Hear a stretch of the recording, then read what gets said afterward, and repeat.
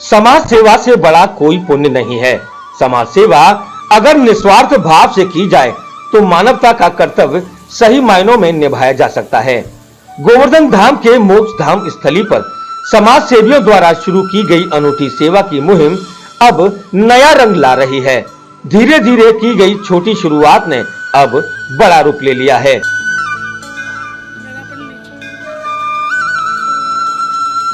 ऐसी सेवा को देखकर हर कोई सराहना कर रहा है। हम आपको बता दें कि परिक्रमा मार्ग गांव हरिपुरा के निकट मोक्ष धाम स्थली पर स्वयंसेवी अपने अथक परिश्रम से अंतिम संस्कार के लिए गौ काष्ठ की लकड़ी तैयार कर रहे हैं। समाज सेवी गौतम खंडेलवाल ने पंजाब से गोबर से लकड़ी बनाने की मशीन से प्रेरित होकर एक मशीन लेकर आए और उसका उपयोग ऐसी सेवा में करना शुरू कर दिया। गाय के गोबर से बनी लकड़ी का प्रयोग बेसहारा लोगों के अंतिम संस्कार के लिए किए जाने लगा, लेकिन अब मुहिम में मोक्ष स्थली पर सभी लोगों को गाय के गोबर की लकड़ी उपलब्ध कराई जा रही है। गोवर्धन में मोक्ष स्थली पर अंतिम संस्कार के लिए गो काष्ठ बनाने में गाय का गोबर, कपूर, हवन सामग्री, नवग्रह समिधा, जल का उपयोग किया जा रहा है। ज्योतिषाचार्य प्रशांत लवानिया ने बताया कि गाय आध्यात्मिक रूप से माँ जगदम्बा का ही स्वरूप है।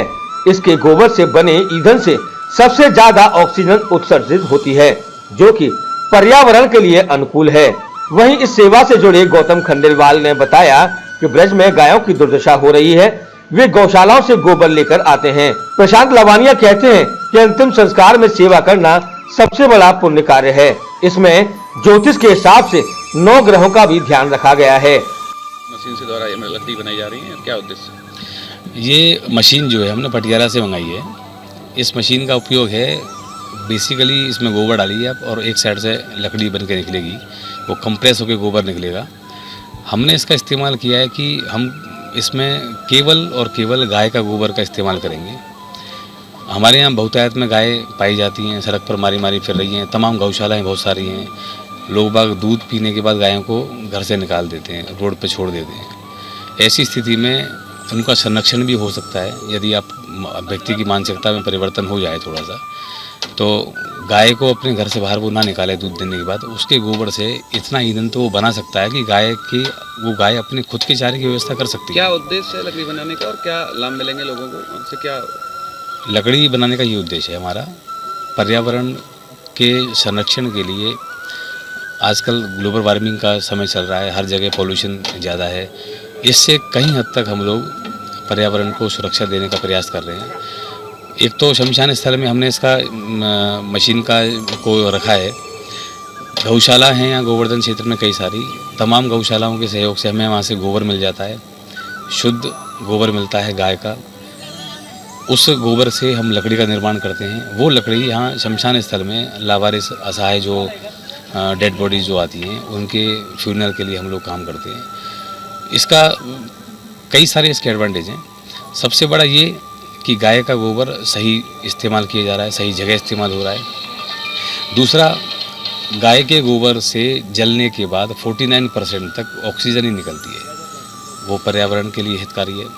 तीसरा, हरे पेड़ नहीं काटे जाएंगे। अब पेड़ों पे लकड़ियों के कारण जो कुल्हाड़ी चलाते हैं उस पर रोक लगेगी। तीसरा, इसको हम रोज़गार के लिए भी इसको इस्तेमाल कर सकते हैं, जैसे कि शादियों का समय है या जहाँ जहाँ ईंधन की आवश्यकता होती है, इस लकड़ी को हम वहाँ ईंधन में इस्तेमाल कर सकते हैं। इसके ईंधन की एक क्वालिटी और है, जो लकड़ी या हलवाई अगर अपनी भट्टी में इसका इस्तेमाल करना चाहता है, जो 5 मन ईंधन में काम होगा वही काम इस लकड़ी का इस्तेमाल करके वो 2.5 से 3 मन में उसका काम हो जाएगा।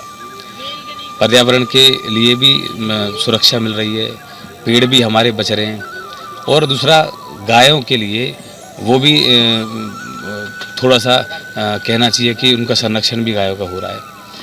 इस कार्य का लकड़ियों के लिए पैसा भी रखा गया है या निःशुल्क सेवा भाव में किया जा रहा है? नहीं, हम लोगों ने शमशान स्थल पर इसका बिल्कुल और बिल्कुल निःशुल्क इसके लिए सेवा भाव के लिए सब लोग लगे रहते हैं और निःशुल्क हमें इसको उपलब्ध करवाया जा रहा है। और जहाँ तक गोबर की सवाल है, गोबर हमें दानघाटी मंदिर की जो गौशाला है वहाँ से पर्याप्त मात्रा में मिल जाता है। दूसरा, समर्पण गौशाला से हम फ़ोन कर देते हैं, जिस भी गौशाला को हम फ़ोन कर देते हैं वहाँ से गोबर हमें निःशुल्क प्राप्त हो जाता है।